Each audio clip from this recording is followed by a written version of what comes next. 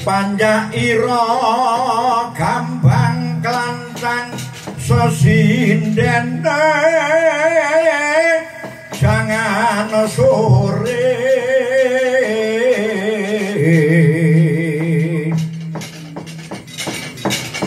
kempulira gemek melung saronira jalake ngoceh suling pengasih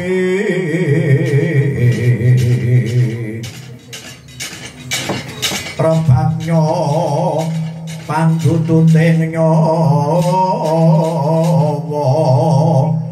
gamelan sampun pepak pariji anyo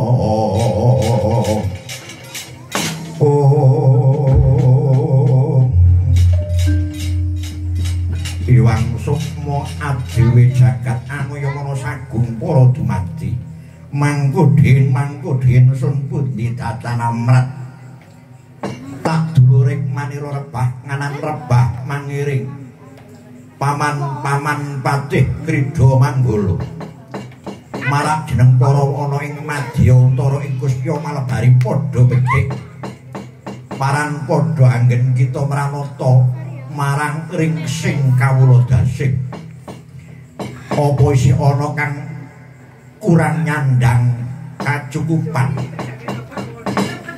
dana driyah saka praja Kusya Malebari kang lumeber ana sak tengahing jagat raya tak kira aja nganti duwe mban oyot mban silajan aja ndelok dhuwur ndek ing derajat kalawan pangkat lamun to titah ing manungsa ing madya padha ngono ana ing astane Gusti padha mula wektu dina iki paman Krida Manggala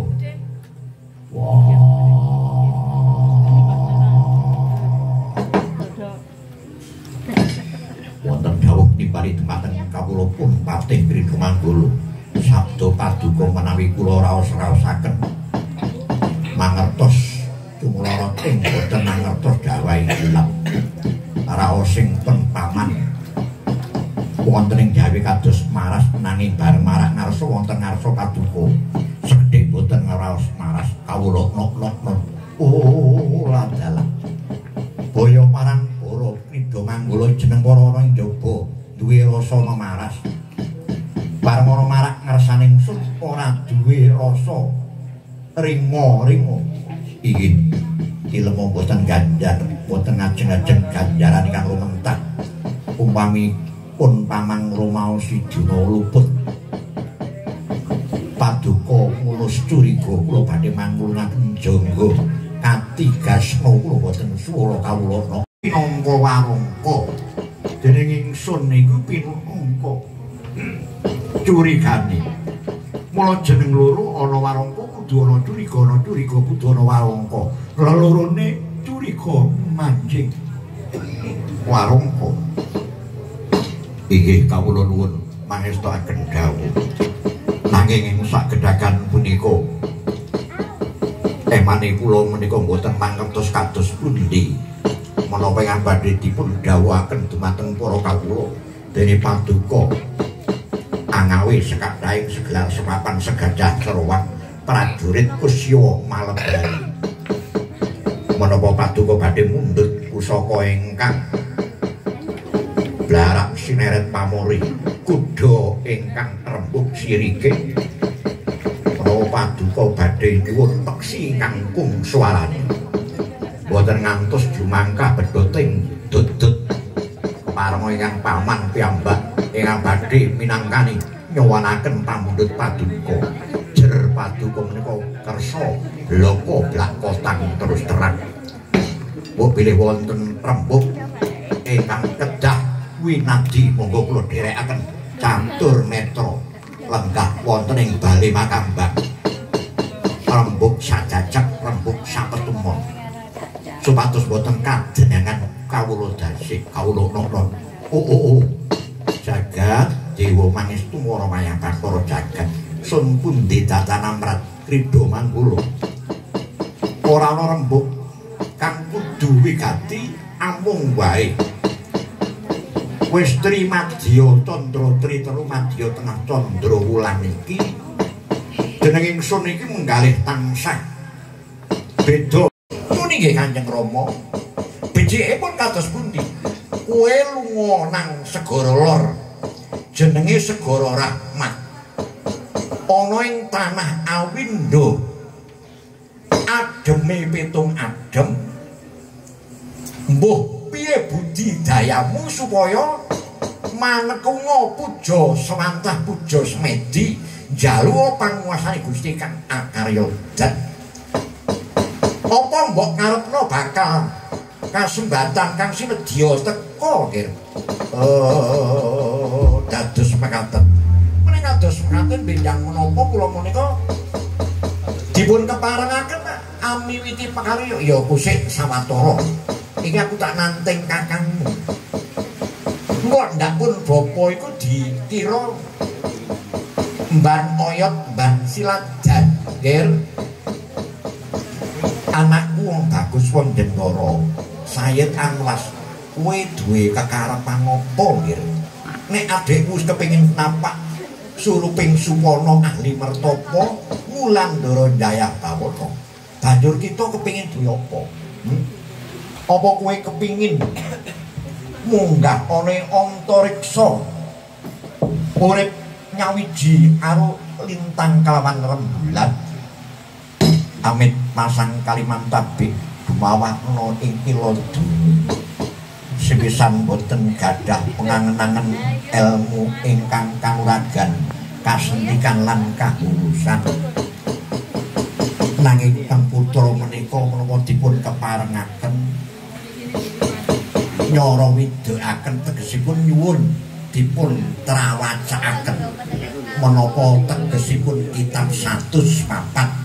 Oh, kowe kepingin roh kitab 104.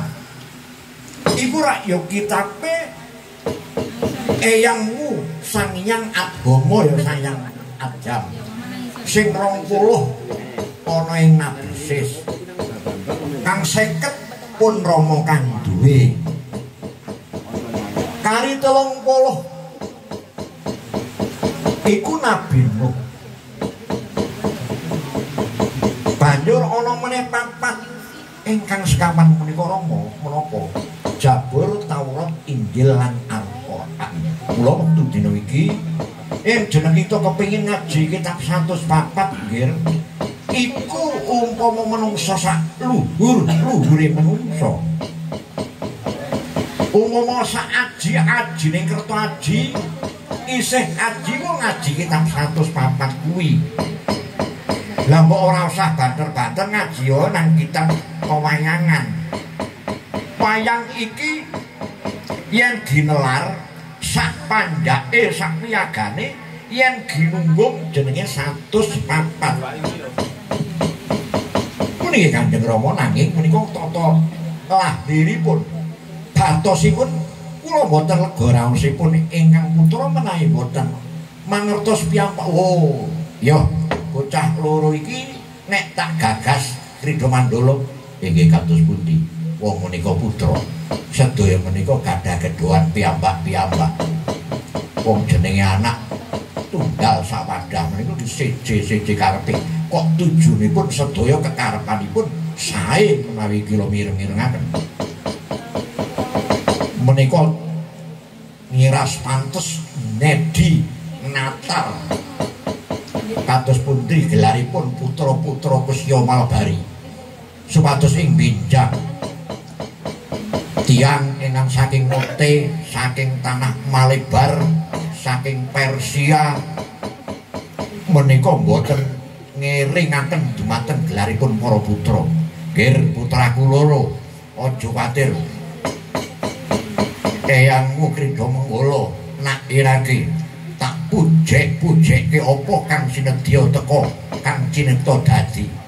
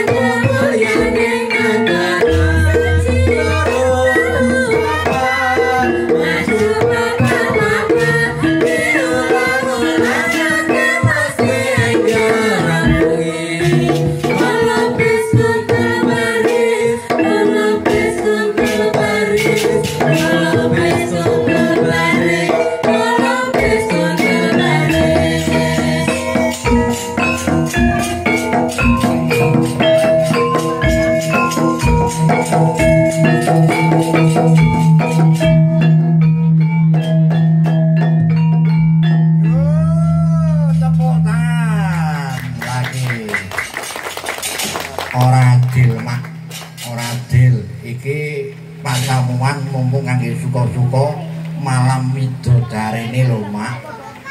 Ya nduk, malam widodaren iki tegese bengi iki bakal dirawuhake widodari 7. Yaiku Dewi Supraba, Dewi Lengleng Mandanu, Dewi Warsiki, Dewi Tunjung Biru, Dewi Palumpi lan Dewi Urwasti sarta Dewi Nilotama ngger. Iya, Mak. Ana sing gawe ngrakit kembar mayang barang. Mongko kembar jejer mayang jambe. Sing diunak yaiku kembang Wijaya Mulya Cangkok Wijaya Kusuma. Sapa ngger tukange sing gawe? Ya Cak Musukron teko wajah ngono. Ya Cak. Gawe kembang mayang lah, terus gawa jantur ora? Ora ndelek. Wah, jalan. Dan ayo kangge syukur-syukur ya ora mung sing duwe gawe tok iki sing dihibur ngewangi cagak meleh.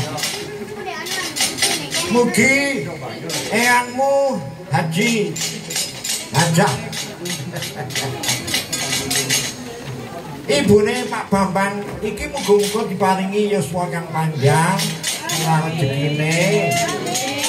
Terus sak keluarga kabeh padha guyub kalawan rukun. Amin. Wong lek guyub itu persatuane kuat. Lah engko lek persatuane kuat kelompokno duit do nanggap wae. Yo cok nemen-nemen lek arep ditangkap dilungkas sura lho, Pak. Sura biyengane karo bapakmu Endra nalika kembat perawatan isih dadi kepala desa. Lah sapa maneh sing ngruwak kae? Lakone apa kae? Lakone Sudamalana. Muga-muga masyarakat Bokor tak dungak-dungakno kanthi nyuwun idi manten Ibu Mubi Bapak Toyo Bumi Bapak Rino Kakang Barep Adi Ragil dina 7 pangsara digawulat kanggo ngendikan ana kene Pak Bambang sing panata adicara.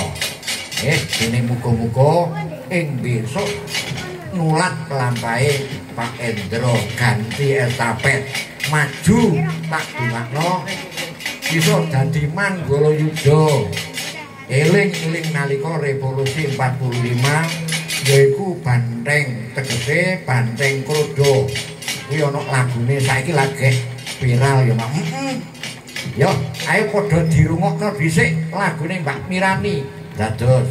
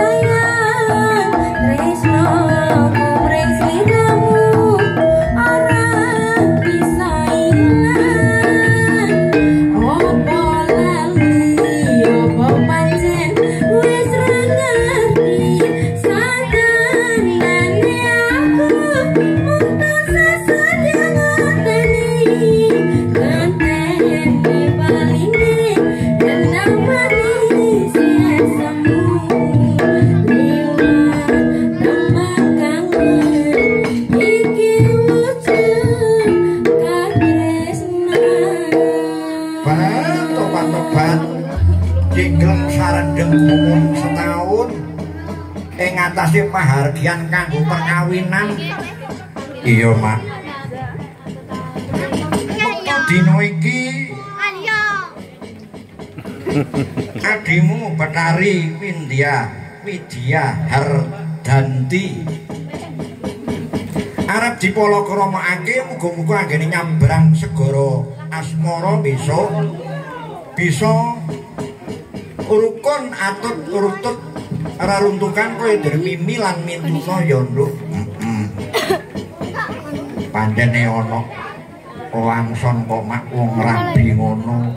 Kala solusine mak supaya aman diruwat. Ruwatan iki kaya dening ngilangi mala. Ngilangi wektu sing suker kuwi mau. Sing angka 5 sing wedok iku wis ditari banjur piyambake gelem banjur dilakoni.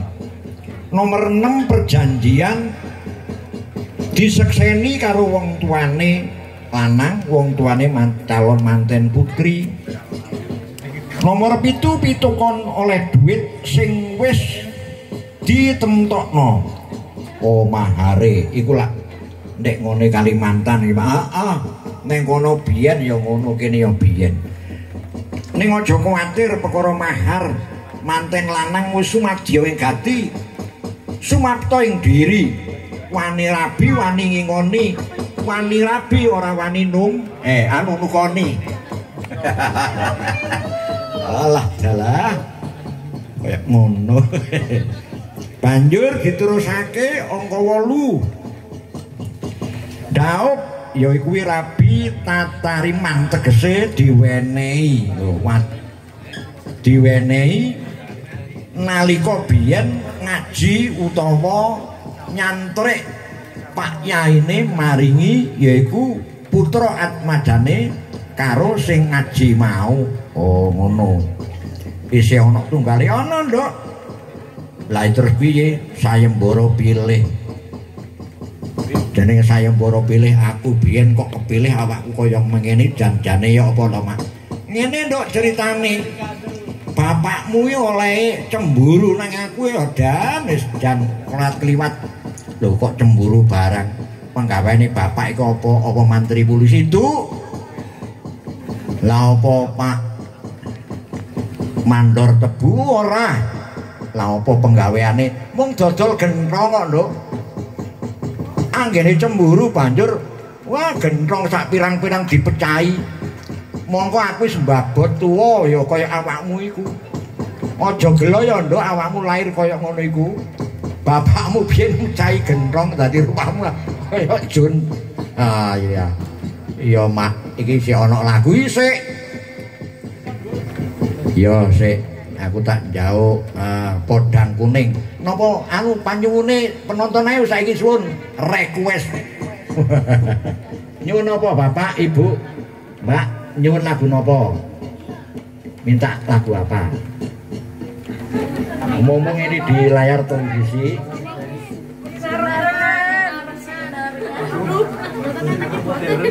Keyboardnya ndak ada. Nah. Bengi. Monggo.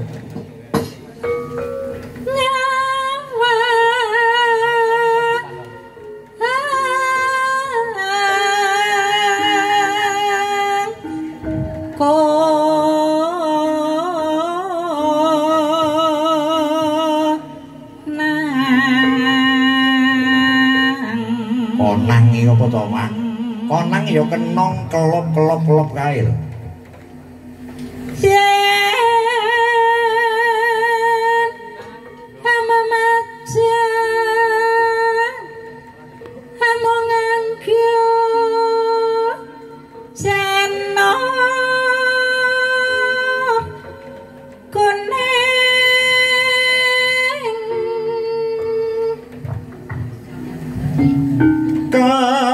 Kembang wae weton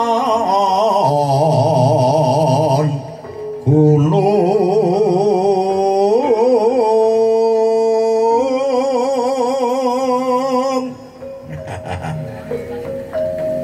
krepek gedang Gotha Tela padha disengguyung. Saken Ramayana.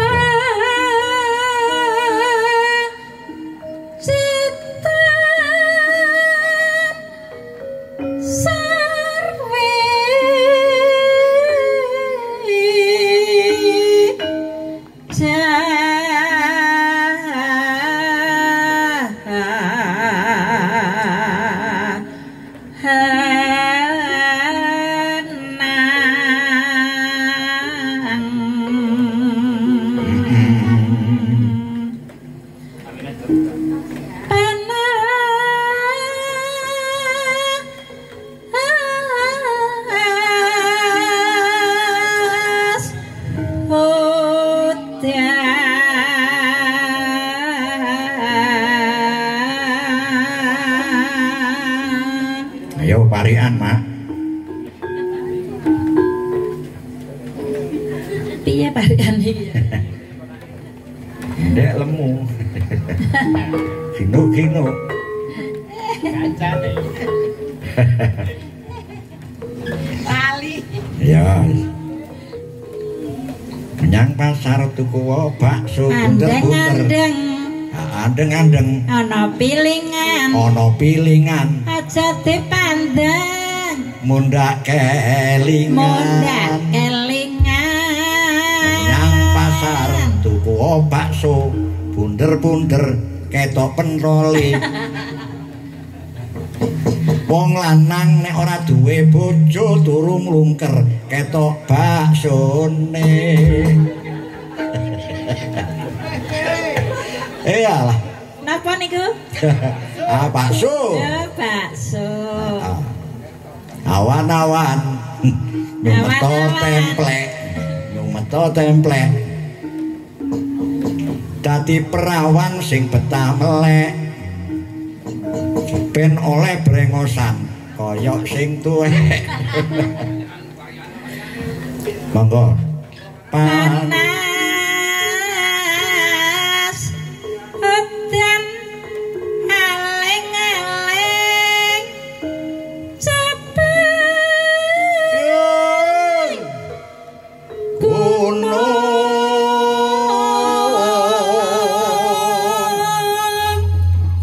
misuwa cepet gunung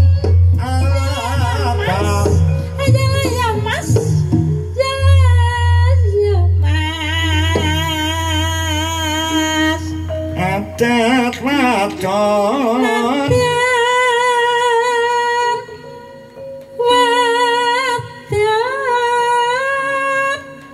sarwi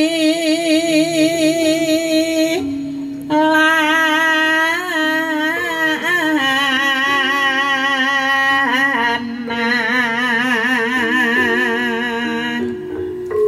heno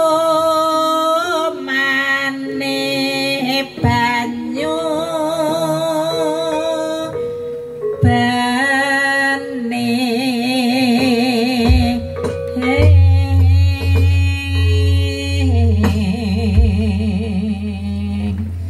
buka celuk. Ayo. Aku ditinggal. Ayo buka celuk. Dek jaman berjuang jar kelingan anak-anak biyen tak openi ning saiki kono ngendi jerene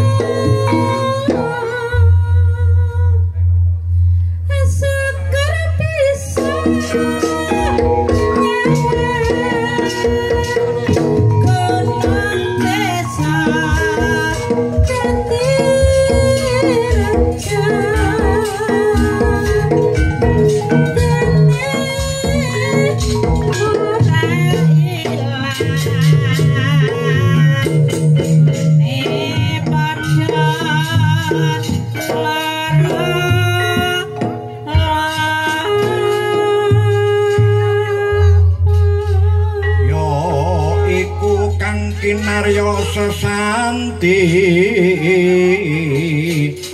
amicil kumolong manten putri malang kudangane kumrekut arsa makarti dangunira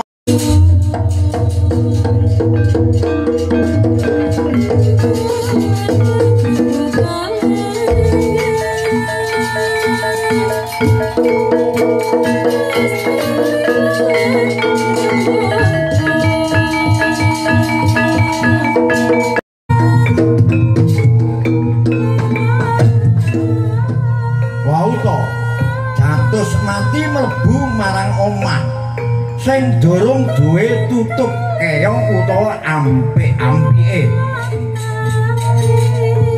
ketok mlebet tangan lan sikile dados mati kelawan Bathara Kala badhe dipun bathok dados mati mencolot ana ing tutup keong lan ampik-ampik Bathara Kala nyenggul tutup keong ora sedeng omahe adur kumur-kumur tindak pengamuran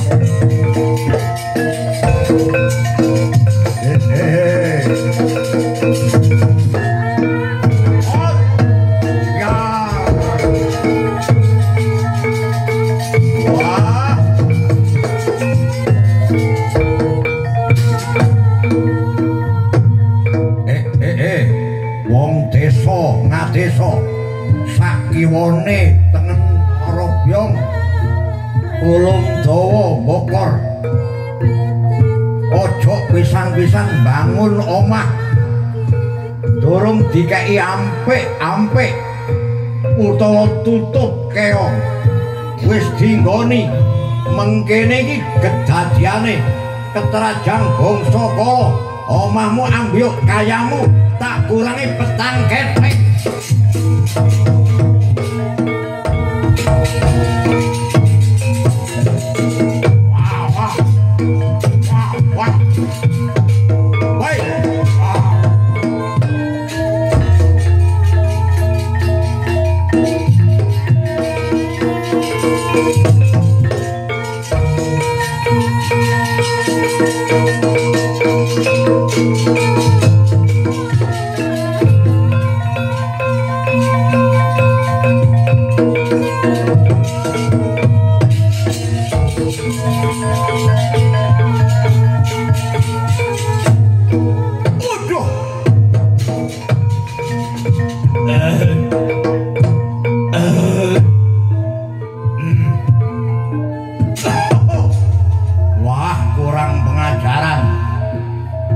sapa sing nandur waluh ora dianjang-anjangi iki wong desa ngadesa ngerti yo waluh sing ora dianjang-anjang iki nek kesrimpet padha karo kenek teluh santet sing gak ana obate. Dina iki aku ngamuk karo desa-desa sing ora nanggung kandung kala. Bakal tak tadah mangsane tak kurangi rezekine. Atur dene aku.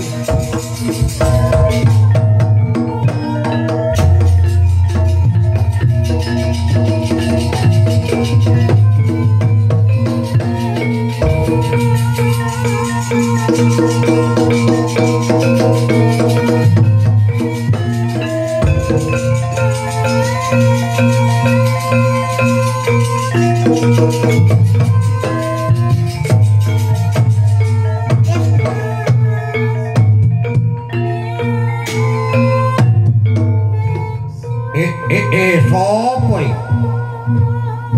sing mudhulno wadhahe jamu ana ing tengahing latar iki? Wah, malih sing tak gawe nambani obat datuku loro iki ora ana sing alat iso. Temenggung Klewung Tigas Mancing Banaspati. Kula wong-wong sing ora nurut aturan karo menungsa lumrah kayane padha kurungane 10 seteng. Yen perlu obrak-abrik uripe aja nganti besok ketekan apa kang dinangka. Tak sumpahi harta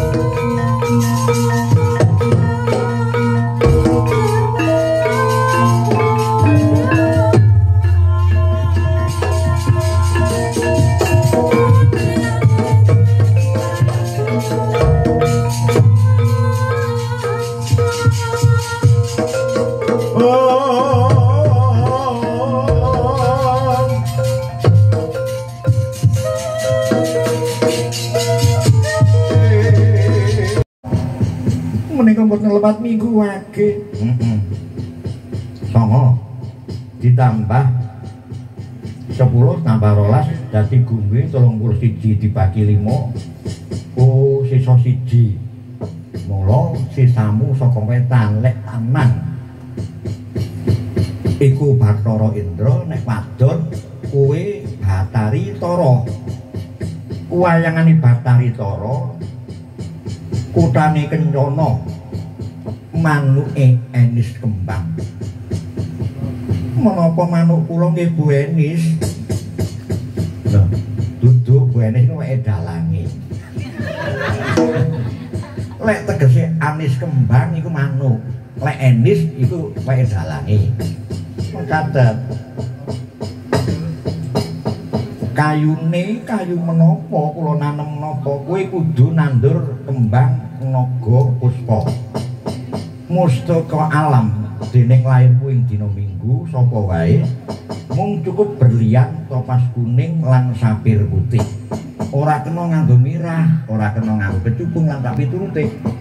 Kados mekaten kula nyuwun catetanipun. Ya iki kemblong kenek banyu ora apa-apa. Kedejek niku wau ngguling dados sing diombe kali Padalangi malih kurang wis pun kuatos. Mangke kula suwargaaken wonten jalimipun Bapak Bambang kali Ibu Indu lan para kajang sedaya menapa kemawon ingkang sampun wonten cumawis wonten mriki. Kula nyuwun pangapunten, kula tak nyuwun slamet supados Ibu Hindu supados paring pangapunten dumateng kula. Ya wis kono melok ngethuk utawa manjak apa kono. Yen ora ya dadi ya nyungsep ndek bokonge sinden kono kene. Bapak dalan aku pas teko.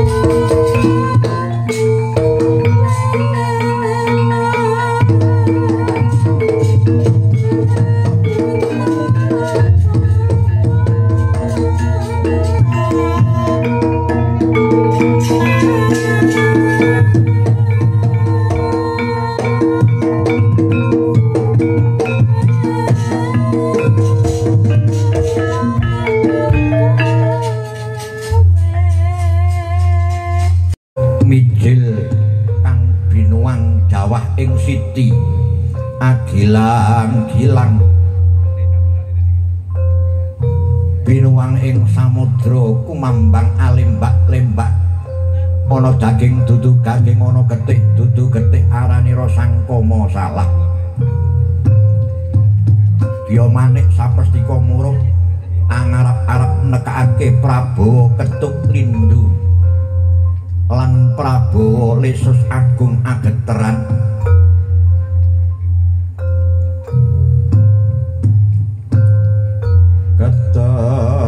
pater tanpantara murub sangkala rudra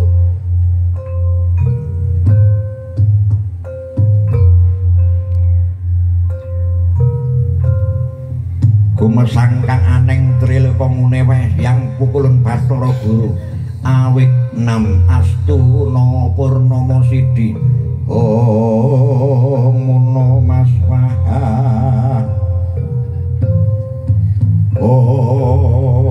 ilahing duing ana purwanira ring pustaka ginata ring Padma Cakra pinangka sirana ginata ing kurumean pinangka rambutmu sireng panelan bathukmu renggas wastra alismu rengat wastra kedhipmu surya kanta mripatmu siring kilit kedhekmu manila kupingmu mamuka pipimu panuyan pasumu rindung wastra irungmu langkap wastra tutukmu rajek wastra untumu kalisa ing sambiko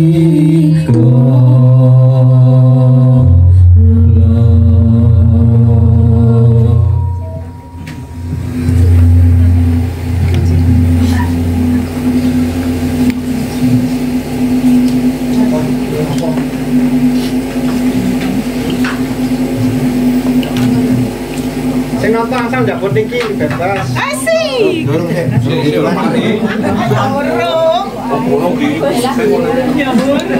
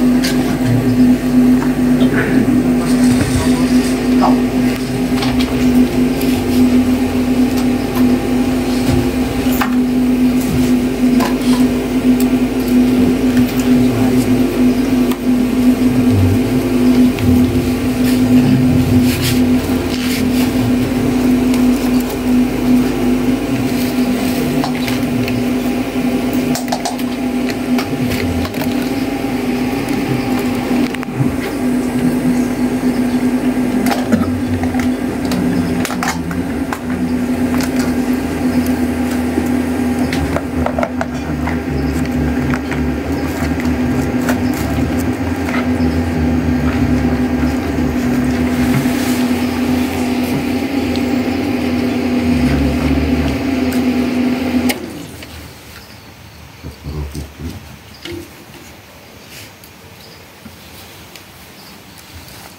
Umrawan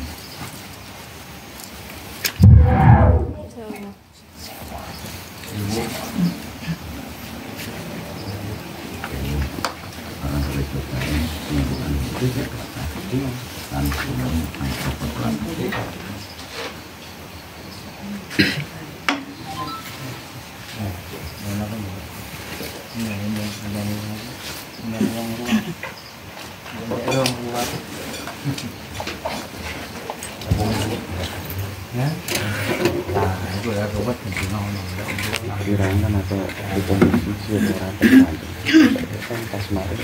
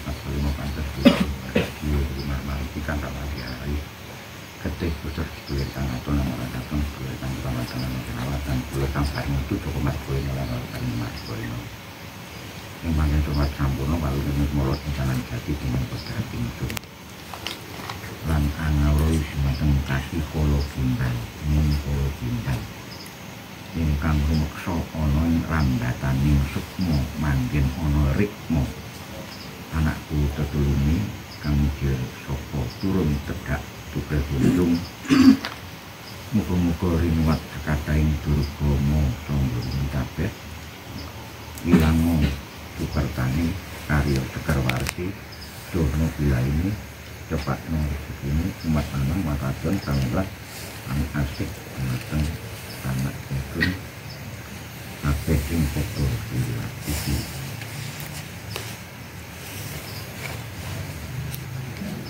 Allahumma kat iman banyu putih opo-opo kanyapang apa biyun adem asepan karoso ingkun madhep ngarep mangulon apa lanjarane tunggak temen apa isi mungkin sol putih adep asepan karoso moto bokoma nilai jokopolo foto doprotono moto bokoma nilai jokopolo foto doprotono moto bokoma nilai jokopolo foto doprotono nyating tun kang ruat kadang empat kali pantas dulu Maria Patari lancahani menjalo yang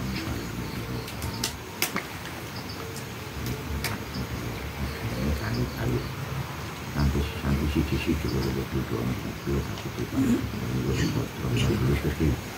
bumi tutup jagat ini sini perut dalma dewan di dalma mantokan tumisak ing jagat nesoro bumi tutup kangat sabdo ratu kumpina soro menemukan manungso dura angkoro tak penguasani jagat dia gugus dikan eril jagat sedulur kabeh kan podo jalur selamat saka murkani bumi kang mengusir dadi sabdo dadi dumadi selamat saka kasane pangeran Gusti kang mulya nyating sun kametataken widodari ibu Badari Suprobo Badari Probostini lengleng mengantu dinten biru Uruwasi Wilutomo Warsiki paringo berkah pangestu dumateng Sri penganten ingkang badhe nyabrang segara Asmara muga-muga dadi manten kang wibawa tahyoning misar tumrap madani bawa temah dadi aserping sasana payahan siji loro Dulcana, siji Sakti loro Dadi Tulung kita, siji Wahyu loro Badrana, telu Rezeki. Nuwun sewu masih sing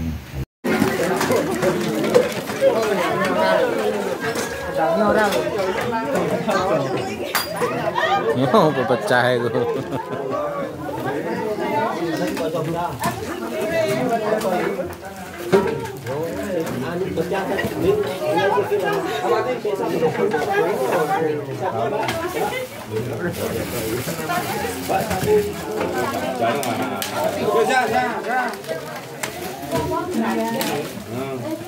Iya.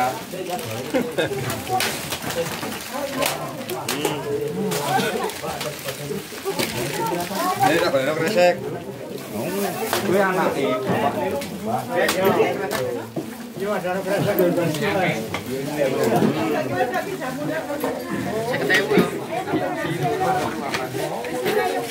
Wong wedok yo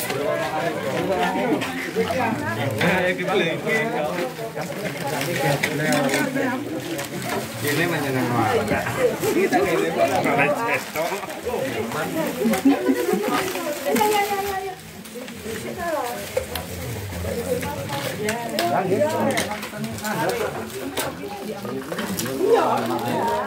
orangnya ngawai dulu. Ketemu kok dua no.